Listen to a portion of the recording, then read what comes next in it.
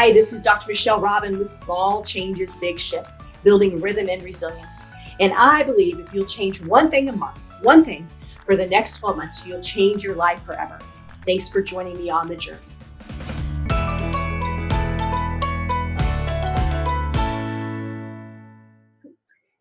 First of all, Merry Christmas. Merry Christmas to you. Merry Christmas. Well, welcome back, everybody, to Small Changes, Big Shifts, Building Rhythm and Resilience. This last several weeks, I've been focusing on the word gratitude, and I couldn't think of anybody better to spend my Christmas day with than my friend Paul Young. And I'm going to read you a little bit of his bio.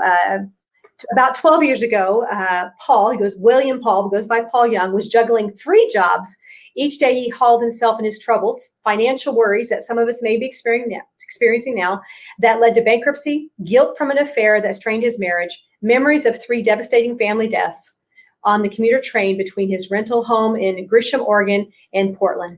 Sometimes he scribbled bits of dialogue on napkins and receipts to help ease the pain. Since then, Paul Young has undergone a reverse of fortune as sudden and dramatic as that of Job. The Shack, a novel he started in 2005 to explain to his 6 kids how he coped with tragedy, became in 2008 an astonishing hit. At that time, selling about 7.5 million, but now to date, it's now selling 23 million copies, resting for over a year on the New York Times bestseller list. Paul, I've had no other guests on my show as often as you. So thank you again for joining me. It's such a special story around this time of year. I want to dive in and first of all, talk about 2020 and some of your words of wisdom that have, as you've been processing it, and I know you've been providing hope for people, because on this show, we like to celebrate, guide, connect, which provide hope. Sure. So what words of wisdom have you been sharing with people reaching out to you? Oh my gosh. 2020 has been such a mixed bag, because here's what's funny. In 2019, when people said, so what do you think about 2020? I kind of tongue in cheek said, I think it's going to be my year of hindsight, because, hindsight's always 2020. So it was a joke, but boy, what a year of hindsight this turned out to be. By March, I got a phone call from, we have 6 children and our oldest son is a scientist.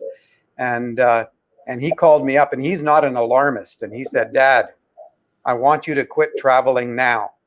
He said, there is a virus that's coming that is going to change everything. And I just don't want you to be in the front lines of this thing. So I did. I just, plus everybody started bailing out at that point anyway. And here's a beautiful thing about a calendar is an intent, but it's not control. And so it was like, boom, it just blew up. It just blew up my calendar, and everything was gone in terms of what I had scheduled. But one of the things that has really helped me over the last 20 years of my life is learning how to stay present to what's actually in front of me and not an imagination, right? I call it future tripping, creating imaginations that don't exist. And trust and joy and gratitude are always present tense. Grace is present tense. You don't get grace for things that don't exist, right? And this is the world that exists, is the person that I'm talking to. It's this conversation with you, Michelle. This is, frankly, I could step off of this conversation, walk out the door, have some kind of an aneurysm in my brain, and I'm done for this planet.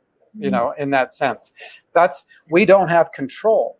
And so when you are presented with fear, not the kind of fear that is necessary and needful in order to stay alive, but fear that is based in imagination, you have an invitation to future trip. And what a year we've had, right?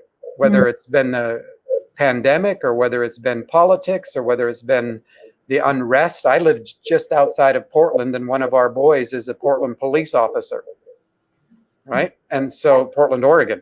And so it's like, all right, everything is an invitation. We've had I think 9 now members of our extended family test positive, and we thought we were going to lose some of them. And so far they've come through. It doesn't mean there's not long-term effects, but again, everything's an invitation to control. Because when you deal with fear, you either got one of two choices: control or trust. And let me tell you, especially those of us who come from damaged histories and backgrounds where we were the only one we thought we could count on, and we didn't even like ourselves very much,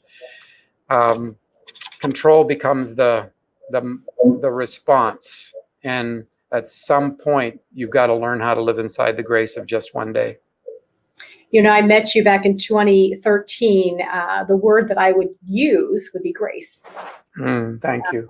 Grace. That's precious.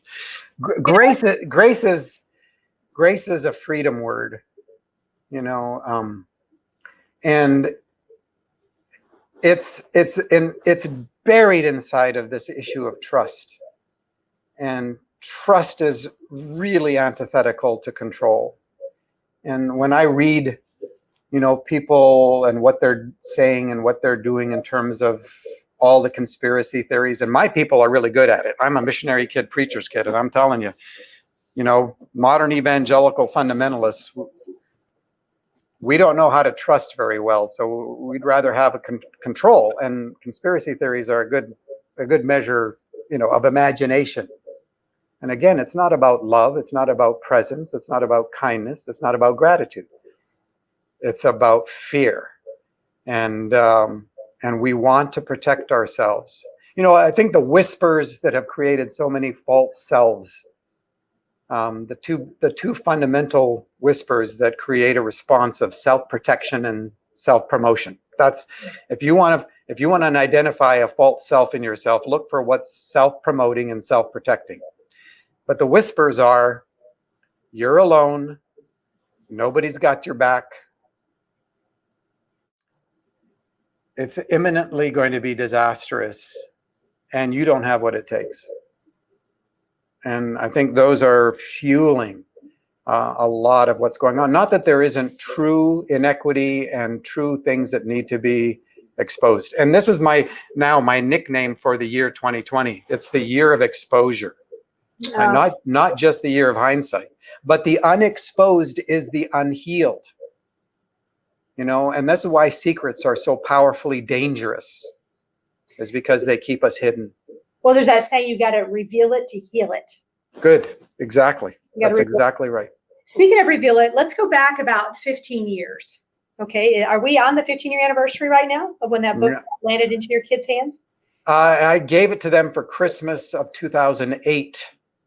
Okay. So you're writing it 2005. So we're 12 years. So take me back to 2008, December. No. Let me back that up. That's not correct. I gave it to them for Christmas of 2005.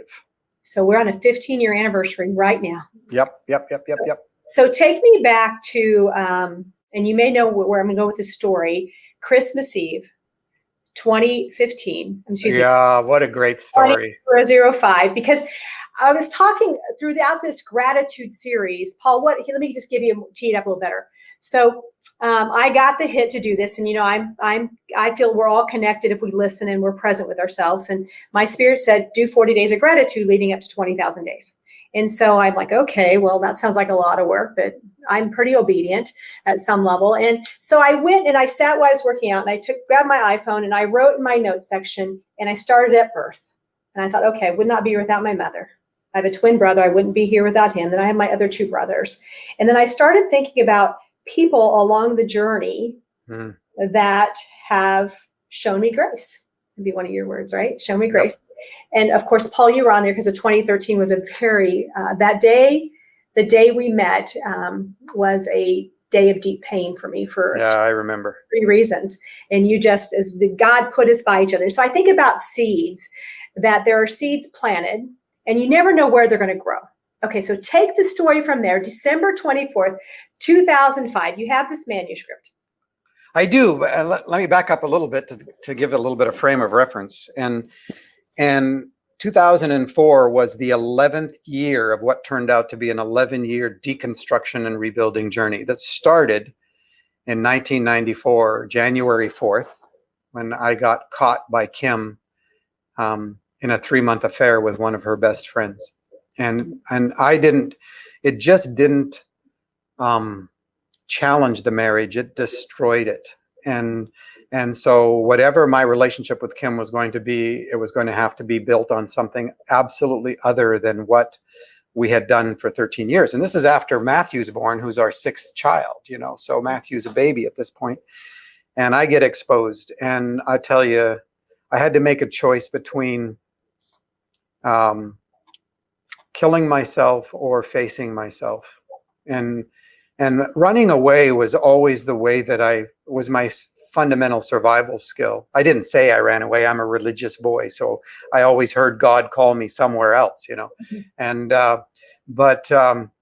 that I don't even know where the strength came to face Kim. And Kim is, she's born in Minot, North Dakota. She has 5 sisters, and the 6 of them are called the Force, and may the Force be with you. And thank God I married a strong human being, and because she saved my life. And but it took us 11 years to heal. 11 years before I could say absolutely with confidence that she trusted me and had every reason to. But I'm telling you, I never thought it would get there. And it was okay. I had done so much damage. And so all these years later, for about 4 years in this 11-year journey, Kim had been saying to me, someday as a gift for our kids, would you just write something that puts in one place how you think, because you think outside the box. But I never felt whole enough yet. It wasn't really until after the 11 years. The 11th year involved dealing with one of the deepest fears of my life, which was the fear of financial insecurity, which I know that there are a lot of folks dealing with that right now. And 2020 has exposed, the fact that we have put our sense of control and trust in money. Mm-hmm. And I certainly had identity, worth, value, significance, security, all were in my ability to produce and perform. And in 2004, which started this journey, I also that ended in the end of the 94 to the end of 2004, 11 years. 2004 involved me facing the fact that we were in financial trouble because of decisions that I'd made back when I was shading the truth and trying to hide things and trying to maintain and all of that kind of stuff. And I called up a whole bunch of my friends at the beginning of the year when I knew we were in financial trouble. Friends that I now had, men that I actually let into my life, because I'd never trusted men. They'd done most of the damage in my life. That includes a bunch of the sexual abuse stuff and all that. And I called them up and I said, because I'd had this kind of go round with divine love, and it was like, how come I've trusted you my whole life with our finances, and look at the mess we're in. And then I hear after about 5 days, you've never trusted me with anything your whole life. Are you kidding me? And that little piece of property you've lived in for 17 years that you tell people I gave you, I can't get my hands on it.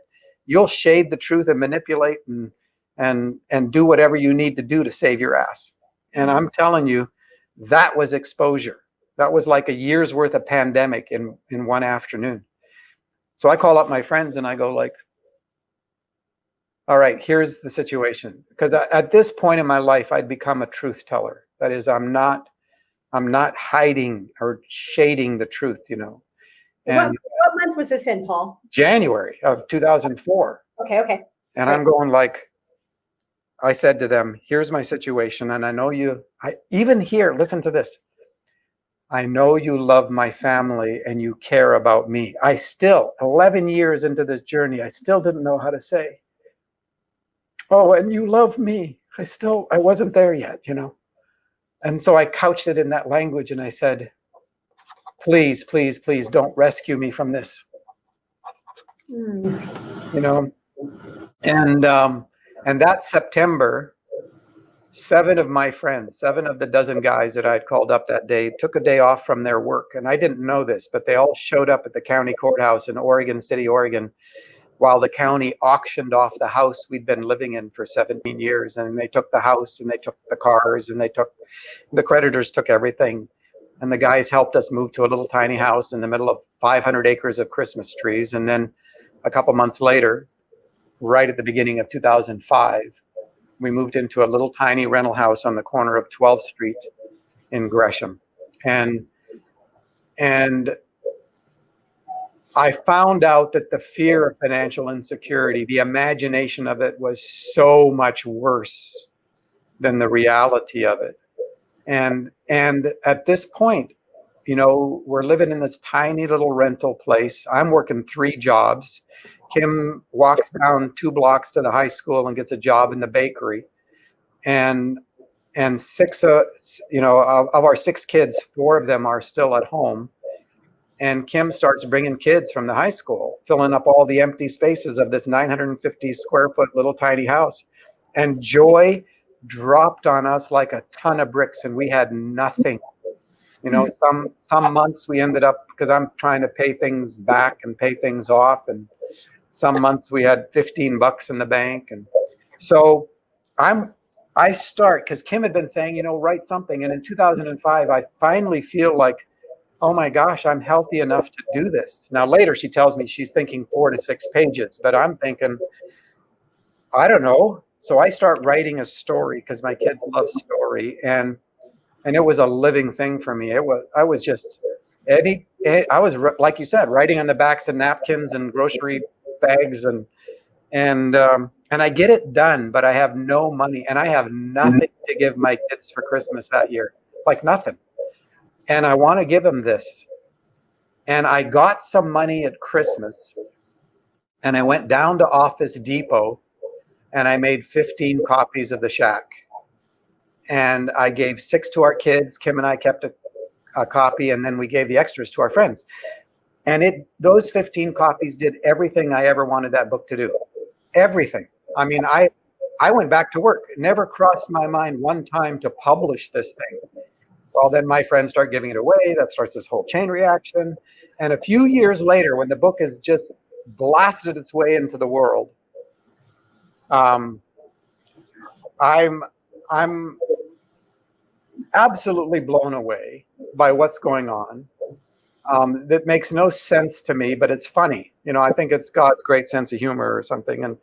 And I find something out. And this is the Christmas story. This is the piece of the Christmas story, right? And hang on. I got to just have everybody take a deep breath, because okay. I know some of the story, and some of the story I don't know. I'm hearing new words. You see me jotting notes down, because things that I want to remember from my time with this, but also to bring back to. So I want you all to take a deep breath. Okay. I know you've all had a hard year. The fear of the pandemic has probably been greater than the actual pandemic. I would acknowledge that. But there's some people have really suffered a lot because of the pandemic. People have lost lives, lost jobs. We have. Yeah. So I want to acknowledge that, but I want you to take a deep breath. And this is the story of Christmas. This is the story of spirit. This is the story of trust. Paul, take it from there.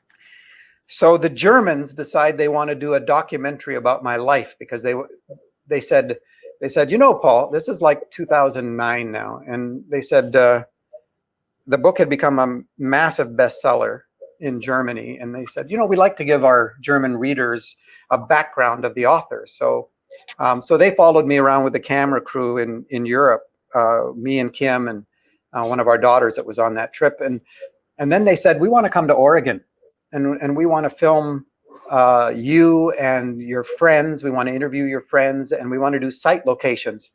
And May of 2009, and they said, oh no, it was later than that. But anyway, they said, we have one favor to ask. Do you know a videographer who can shoot the film? That way we don't have to fly somebody from Germany. There won't be a language issue. They'll know where all the site locations are. I said, I know one videographer in Oregon. His name's Joe Khalil. and he's one of the 7 guys that sat with me at the county courthouse in Oregon City, and he worked for Channel 8 in Portland, and so he's a professional. But I don't hang with videographers, so it's like I know one. And so I make the connection between Suzanne, who is directing, producing this thing, and Joe. And then I'm out of the scene until May. And so it's like, great. Well, what I don't know is that Joe says to Suzanne, I've been looking at my schedule. I can't do the job. I'm sorry. I would love to, but I have a client that I've postponed twice. But he said, the good news is I know every videographer in Oregon. So I'm going to connect you to this other gentleman. And so he does. Well, he says to her, I can't do the job either. But I know you're in a jam, so I'm going to take it on paper and I'm going to subcontract it to a friend of mine named Kevin. And she says, fine. She doesn't care. She just needs a videographer. No big deal. And so May comes, and one of the places that they wanted to shoot was at the little tiny house on the corner of 12th Street in Gresham, Oregon. And I'm standing on the porch. I mean, I had to call, there were 2 single moms that were now renting the place. And I call them up and I go, hey, there's this German publisher who wants to shoot part of a documentary at your house. And I need to get your permission. And they go like, why this house? Well, because I lived there back in 2005 and 6 and 7. And they go, but why? Who are you? I said, well, I wrote this little book and it became a thing in Germany. What's the name of the book? Die Hütte, which is the German title, yeah. Is there English? Yeah, it's called The Shack. Oh my God, we read The Shack, so I was in like Flint. So I'm standing on the porch and up walks this videographer I don't know, Kevin Feltz. And he's looking around and he's got a puzzled look on his face. And he goes, hey, Paul, can I ask you a really odd question? Which for me, as any videographer question is going to be an odd question for me. And I go, sure. He goes, back in 2005, you were living here, yeah? And did you have a Christmas where you had absolutely nothing? I said, yeah. And I'm thinking, now that's an odd question. And I go, why? He said, I thought so. He said, do you remember that Christmas receiving some money anonymously under your door right at Christmas? And I went, yeah, but nobody knows about that. He said, that was me. And I'm like, what? He goes, oh, let me tell you what happened in 2005. He says, Christmas is coming and I get a nudge that I think is from God, from the Holy Spirit. And it's to give some money this Christmas to someone who has nothing, but I don't know anybody like that. And I'm in a quandary about it. And I happened to drop in right before Christmas at Blockbuster to pick up a movie for my kids. This is back when there was a Blockbuster, And so he says, and I run into this guy that I haven't seen in a couple of years. We used to share office space, and I get into a conversation, and I don't even know why I tell him. But at one point, I just tell him, you know what? I think God's given me a nudge to give some money at Christmas to someone who has nothing, but I don't know anybody like that. He said, Paul, I didn't realize it was this house until I drove up here today because he didn't tell me who lived here. All he did is he wrote down an address. And so at Christmas Eve in the middle of the night, I dropped 5 $20 bills into an envelope and I slipped them under your door. And this conversation is happening in 2013, right? And he said, I said, who's the guy, that you ran into at Blockbuster? He says, oh, you probably don't know him. He's a business guy. His name's Scott Klausner. Scott Klausner, one of the 7 guys that sat with me at the county courthouse, and now my best friend. And I'm just like, I said, Kevin, you don't understand. That $100, it paid for a couple things that Kim and I really needed right then, but it also gave me the extra money to go down to Office Depot and print the first 15 copies of The Shack. And so here, the ripple effect of what he had done without having a clue had gone out. And I was in Germany, and they decided to do a documentary about my life, of all things. And then they decide to want to come to Oregon, and two videographers turned down the job so that I can meet the man who gave me enough money to give my kids a Christmas present that year. Yeah. Talk about magic. Talk about magic and talk about hope. And I love that story. I've heard it a few times. And of course, you see me wipe my eyes because I'm crying, I'm thinking about this 40 days of gratitude. I'm thinking about this year when I kept hearing, Michelle, you've got to find a rhythm to have resilience through this pandemic as a practitioner, as a business leader, as a human being, as a boss, as a partner. And I'm just thinking about listening to the Holy Spirit. And so, because Kevin Phelps listened to the Holy Spirit, you listened to your wife's nudge, where she probably got it from the Holy Spirit. Mm-hmm. And so, to the people listening today, I hope that whether you happen to hear this on Christmas Day or afterwards, is that you are thinking about the nudges. I don't know about you. I get nudges all the time, Paul, and I'm really like, really? I'm always negotiating. I'm like, you want me to do more? Is it not enough? And my spirit says, you know what? I've got your back. Just follow, not blindly, follow and have faith. And I get to meet wonderful people like you.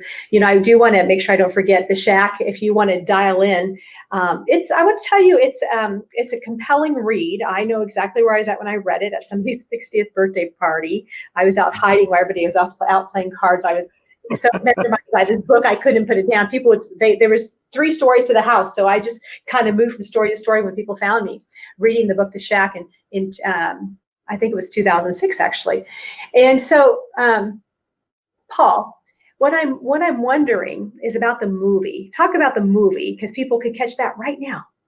Absolutely. And the movie, there was a point in the journey that the reason that I even published The Shack was there was a couple of guys in California, 3 of them, that from day one, and the first manuscript that was made, on the photocopy machine at Office Depot with a plastic cover and a little spiral, got into their hands. And I'm working my 3 jobs, and they contact me and go like, we want to talk to you about turning this into a movie. And I'm like, oh yeah, sure. Okay. Sure. We now have 30 copies because my friends needed to give it to their friends. And so we'd made 15 more at Office Depot. And so over the course of the years, it was those guys who actually put, the 3 of us put The Shack into print, because 26 publishers had turned it down. So they created a little publishing house because they wanted to. One of them was an actual author, and he wanted to publish his own stuff and other people that he knew. So they were there from the beginning. And at one point, I laid the movie down. I mean, because I had the rights to it, but I gave it to them. And when I say lay it down, I laid it down with no creative control, no rights, and no income from it, nothing, 0. And this is the nudge, right? I actually got the nudge on a flight on my way to California to talk about this, and I just gave it away, which was, I've never regretted that for an instant. And so I didn't think that I was going to be involved. And then they sold the rights to Lionsgate and Netter Productions. And suddenly I get a phone call from Lionsgate, and they said, would you come just talk to us, spend an afternoon with us? I think they were checking me out to make sure, is the author going to be a problem, kind of thing, And I wasn't. People would say to me, what if they make a really crappy movie about this, And my response was, I'm a religious modern evangelical, I grew up that way. And so I used to know what God was up to and told everybody. And but I've learned a lot better over the last bunch of years. And so it was like, if God's purposes are better served, because obviously God doesn't need the notoriety of a new movie or anything, so if God's purposes are better served by a crappy movie, I'm in. And so I was totally free about the whole thing. So Lionsgate calls me, we have this conversation. Gil Netter calls me and says, would you look at the script? Would you? And then Lionsgate calls me and said, would you consider coming on set the first day shoot in British Columbia and praying a blessing over the entire cast and crew? And when you learn to live without expectations, expectations are just disappointments waiting to happen. When you learn to live without expectations, everything becomes a gift. You know, the difference between expectancy, which is really a verbal sense of openness, and an expectation, which is an internal demand of an outcome, totally different, right? So expectancy is when the child is open to whatever Christmas has. Expectation is, I want that one gift. And when you have an expectation, you draw a line beneath which nothing's acceptable as a gift, right? But when you can live without that, and that's hard because expectations are part of how we control our lives to stay safe and self-promote our false identities and all that kind of stuff. But when you learn to live without it, everything becomes a gift. So, I mean, talk about a gift. I got to go onto a movie set. I knew nothing about movies, and I got to pray a blessing over the entire cast and crew, and I got to spend a whole day and hang out with Joseph Nemec, who was the set designer, and the gaffers and the electrical people. And at the end of the day, Gil Netter yells, "Hey, Paul." I'm like, "What?" He said, "Do you want to be in a cameo?" I'm like, "In a cameo? Like in a movie cameo?" He goes, "Yeah." He says, "I've never shot a movie that was based on a book that an author was still alive, that I didn't put the author in the movie somewhere." "Sure, what do I have to do?" "Oh, easy. All you have to do is walk through this scene. You know, you've got Mac having a conversation as they're piling the kids into the car to go to the Wallowas State Park for a camping trip, and he's having a conversation with his best friend Willie, who's Tim McGraw. And so Sam Worthington and Tim McGraw, and he says, they're going to have this conversation, and all you have to do is walk through the scene. You're just in the neighborhood. You're just walking through. Well, I've walked most of my life. Like, how hard is that? Problem is, I don't think about walking. Now I'm thinking about walking, and it's just like, how do you walk? You know, and it only took 5 takes. We finally nailed it. And it lasts for about 2 seconds in the movie, but talk about fun and a gift. And it was so great. So then I get invited back when they're almost done their 60-day. They had a 60+ day shoot in different locations all over southern British Columbia. And I'm telling you, there are stories that happen on my second trip that would take an hour, and just unbelievable confluence of things that are absolutely unanticipated and unexpected, that were just a gift. I'll tell you one scene in the movie that when you see it, you just need to know this. And they were shooting the scene up in the mountains where they built the garden. And I mean, they had incredible flora and fauna people involved in the production, and they built this massively beautiful garden and up in the mountains. And so they're up there, and it's a scene near the end of the movie in which you've got Trinity, so Papa God and Sariu, the Holy Spirit, and Jesus, and Mackenzie, he's the one who has suffered his great loss. And people ask me about whether I'm Mackenzie or not, and I am. I'm Mackenzie Allen Phillips. I'm also Missy Ann Phillips, who is his daughter, who's abducted and murdered. Both their names on purpose spell map. Melissa Ann Phillips and Mackenzie Allen Phillips. And because of sexual abuse in my childhood and stuff, that's where I felt like I'd lost my life in it.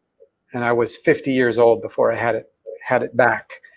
And in this scene, they've taken, because the Holy Spirit has collected Mackenzie's tears over his lifetime, especially surrounding the death of his daughter. And the Holy Spirit pours these tears out onto a place in the garden that has been cleared out, a really beautiful place because it has all the memories of his daughter and everything. It's a garden of his own soul. And out of this place that has been cleared emerges a tree of life, something that is life-giving out of the death of the experience. Very much like what we're dealing with in 2020, There's so much loss, and I've had good friends, we've had good friends who have not survived this, or who are right now in the middle of really difficult, hospitalized, intubated situations, and as well as, you know, all the other kinds of losses that have happened. But Mackenzie's standing there, and when you see it in the movie, you will think that, wow, that was cool special effects, but it wasn't. They're standing there, they roll camera, and as you're just looking at them, off camera comes this big butterfly out of the woods, comes into the shot, and lands on Sam Worthington Mackenzie's nose. I mean, there's 30 people there on this big set, right? And this butterfly just flies into the shot, lands on his nose. And so when you see it, you'll see the look of surprise, but all four of them stayed in character, and that's the shot in the movie. And the casket that they had just buried, that Joseph Nemec, the set designer, had crafted himself, has this row of butterflies that are across the whole top and the side of this casket. And then you have this butterfly land, and not special effects. They didn't know, they didn't see it coming, and it becomes such a central piece of that part of the story. But again, life out of death. You know, in 2020, I've talked to a lot of people about how strange the waters are that we are wading in. And yet, if you have eyes to see, you can see threads of gold throughout. You know, a lot of people have had to face something that they've been running from because they just simply have the space to do it. You know, and so it's been rough on relationships and marriages and things like that, but it's been absolutely redemptive in so many ways as well. And I'm overwhelmed with a sense of gratitude, overwhelmed. And because I didn't earn any of this, right? My identity is not in a book. Thank God that by the time I wrote The Shack, the things that matter were in place. My identity, worth, value, significance, security, meaning, purpose, destiny, community, love, all in place without a book. You know, what the book did give to us as a gift was an invitation to walk on the holy ground of other people's stories, because every person is a story, and that story is holy ground. And so we've been invited, repeated, like my relationship with you. That day was walking on holy ground. And I'm so grateful. Well, today's been a day of walking on holy ground, Paul. I want to recap a few things you said, but I want to give a shout out to the gift of Community America Credit Union, who helps sponsor the show, who believes in the message of hope and healing, helps people walk through these times. Advent Health, who frontline workers are leaving their families. And I want to tell you, I'm not on the front line as a chiropractor. I'm definitely in the bus, probably a couple rows back.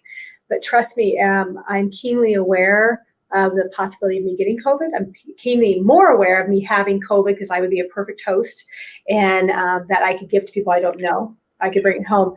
So I want to say thank you to Advent Health for also having believing eyes in the show, Small Changes, Big Shifts. Once again, we're focusing on gratitude right now. Paul, I want to recap some notes I've taken from you. Trust.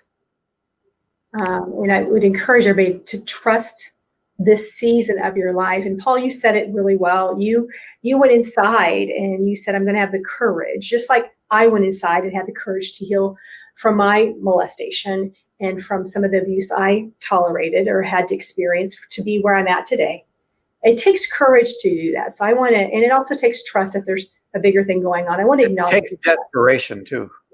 Yeah, it does take desperation. I remember where I was at 31 years ago, and I'm like, okay, God, if this is all there is, if it's going to be about money and numbers, please check me out. So I remember that clearly. Something else you said, year of exposure. I had a client that said to me about 8 weeks ago, I saw her and I'm like, man, you look good. And she goes, well, my husband and I, we read an article at the beginning of the pandemic that you're going to come through this 4 ways. And I've added a 5th way with my friend, Sean from the Hoffman Process. You're going to come at a monk, a chunk, a drunk, a hunk, or a punk. And so it's how do you want to come through this? We still have about 7 days left of the year. We're going to be dealing with this for, I think another 90 to maybe 180 days. We'll be dealing with a lot of it for a long time. But as far as this whole lockdown business that we need to be really intentional.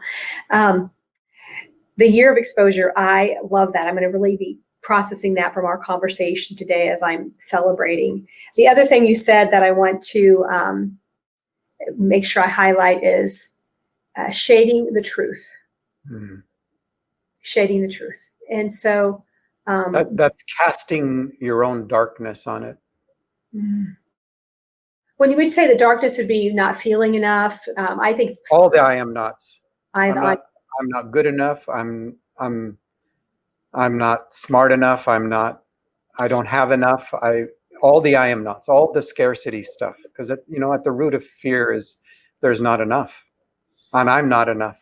Mm-hmm. Whew, so much good here, Paul. I have just a couple more questions for you. I also want to give a shout out to Tom Hill for connecting us. Our friend Tom. Sweet Tom, brother Tom, father, mentor. Say it all over our sage. I wrote down a few quotes that I want to kind of get your reaction to that you said, Paul. Okay. And this one really hit me today. If anything matters, then everything matters. Because you are important, everything you do is important.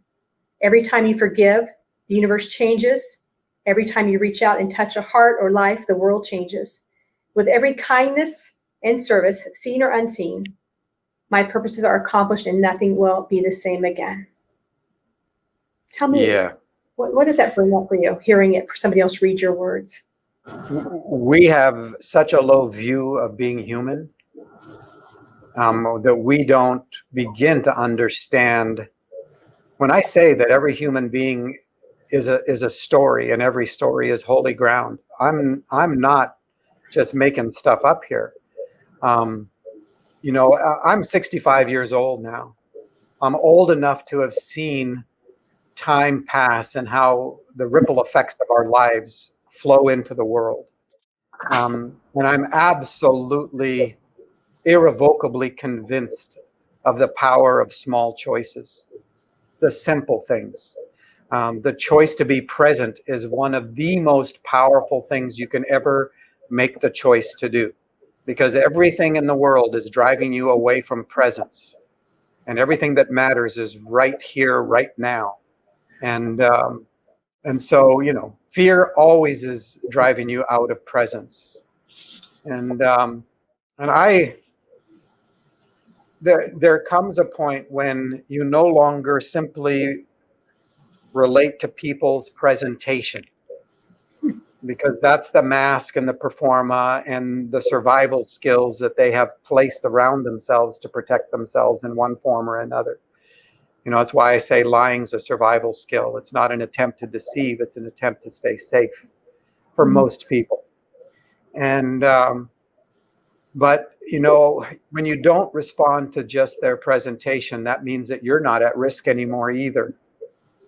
If you know who you are, then there's always a place you can stand. It's when you don't know who you are that you're at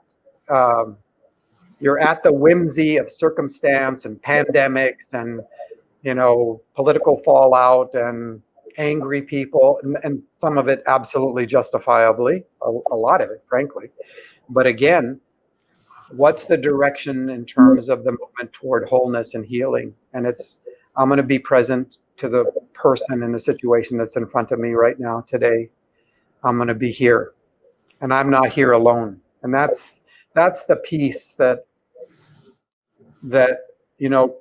people who are desperate enough to turn a face toward love.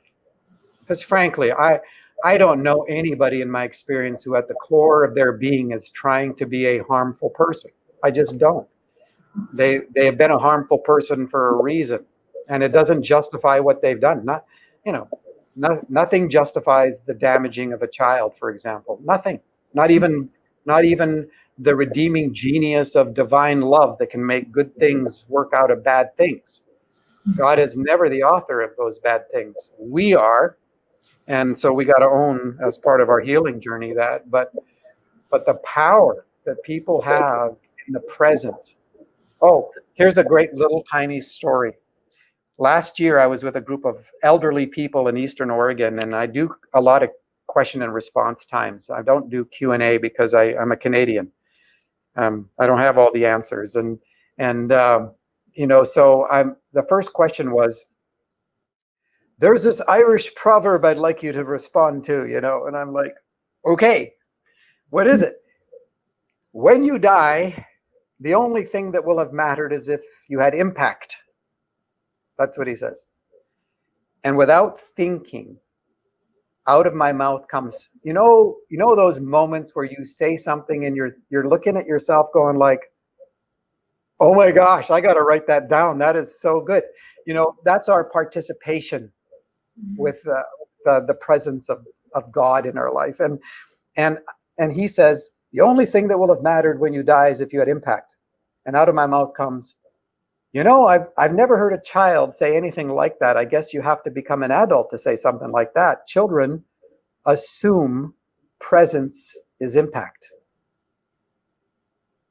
I know. I just went, mic drop, yeah? And I'm like, children assume. And that's true. We have 13 grandchildren, maybe 14. I'm not sure yet. And but they don't figure out how they're going to win my love. They don't have a 5-year plan to make it work. They're like, I'm here. This is the whole world right here, right now. Let's do that again, right?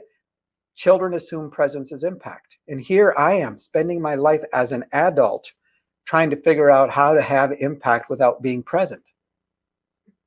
And oh my gosh. I love that story for a couple of reasons. One is I have a great nephew that lives about 28 minutes from me, but who's counting. He was born December 22nd, 2 years ago. And I got to witness his birth, and I witnessed his father's birth. It's just a special bond. It happens to be my twin brother's oldest son.